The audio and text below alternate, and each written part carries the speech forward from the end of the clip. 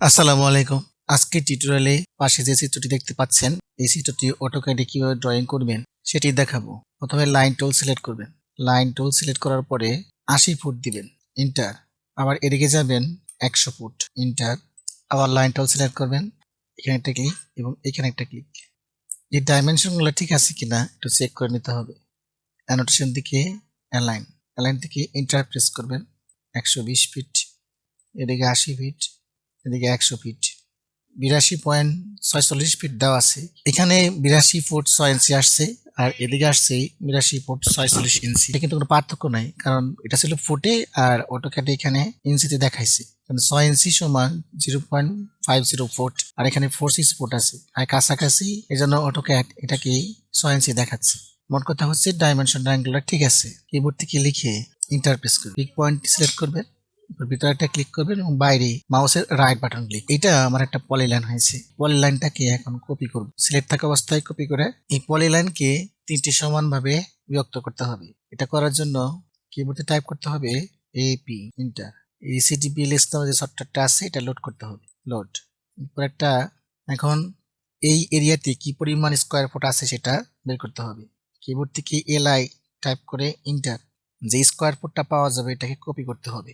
যেহেতু এই ভ্যালুটাকে আমার 3 ভাগে ভাগ করতে হবে, জন্য ক্যালকুলেটরে পেস্ট করে ভাগ দিলাম 3। এক ভাগে পড়বে 2933.33 বর্গফুট জমি। আমি অটোক্যাডে ইঞ্চিতে ফাইল সেটআপ করে রেখেছি, এই জন্য এই বর্গফুটকে ইঞ্চিতে নিতে হবে। পূরণ 144, 4000 যে মানটি পেলাম এই মানটাকে কপি করলাম, কপি করে রাখলাম। এখন একটা লাইন টুল সিলেক্ট করব। লাইন টুল সিলেক্ট করার পরে লাইন টুলটা আঁকলাম। লাইন টুল আঁকা হলো। লাইন টুল নিয়ে একটা লাইন আঁকলাম। লাইন টুল সিলেক্ট করে একটি লাইন আঁকলাম। কিবোর্ড থেকে লিখবো সিডি টাইপ।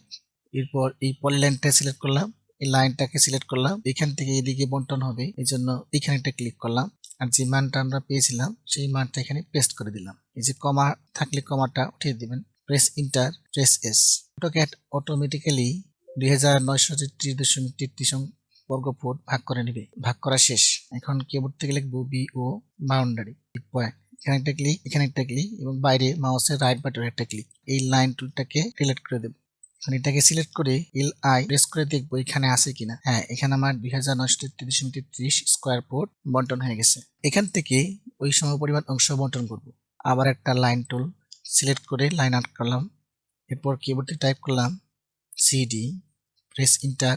এই পলিলাইনটাকে সিলেক্ট করলাম এবং এই লাইন টুলটাকে সিলেক্ট করলাম। এখান থেকে এদিকে বন্টন হবে, কাজে এখানে একটা সিলেক্ট করলাম। যে মানটা আমরা কপি করেছিলাম সেটা পেস্ট করে দিলাম। এরপর প্রেস ইন্টার, ইন্টার দিয়ে এস ক্লিক। অটোক্যাড আবারও 2933.33 স্কোয়ার ফুট অংশ অটোমেটিক ভাগ করে নেবে। আর যখন ভাগ করা শেষ হয়ে যাবে তখন এই ধরনের একটা মেসেজ ডিসপ্লেতে দেখতে পাবেন। আবার টাইপ করতে হবে বিও বাউন্ডারি পয়েন্ট। এখানে একটা ক্লিক, এখানে একটা ক্লিক, মাউসের রাইট বাটনের বাইরে একটা ক্লিক। এই লাইন টুলটাকে এখন আমি ডিলিট করে দেব। তাহলে আমার অটোক্যাডের 3টা অংশ এখানে বিভক্ত হয়ে গেছে। ডাইমেনশনগুলো ঠিক আছে কিনা এগুলো এখন আমার দেখতে হবে। ডাইমেনশন চেক করার জন্য যেতে হবে অ্যানোটেশনে। অ্যানোটেশন থেকে অ্যালাইন সিলেক্ট করবেন। Press inter. এখান থেকে এদিকে 120 ফিট, প্রেস ইন্টার। এখান থেকে প্রেস ইন্টার। তবে প্রত্যেকটা পার্টিশনের মান চেক করে নেবেন যে ঠিক আছে কিনা। দিয়েছিল 100, এই বাহুটা এখন কত। আবার অ্যানোটেশন, আবার অ্যালাইন সিলেক্ট করুন। অ্যালাইন সিলেক্ট করার পর এখান থেকে একটা ক্লিক, এখান থেকে ক্লিক, আর এখানে দেখেন যে এখানে 80 ফুট আছে। আর বাম দিকের যে অংশ সেটা ঠিক আছে কিনা এটা দেখবো। এখান থেকে একেবারে এই পর্যন্ত ক্লিক।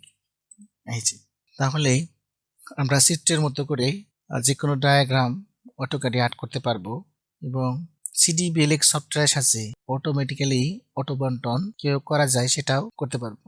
তো ধন্যবাদ সকলকে, দেখা হবে আগামী টিউটোরিয়ালে।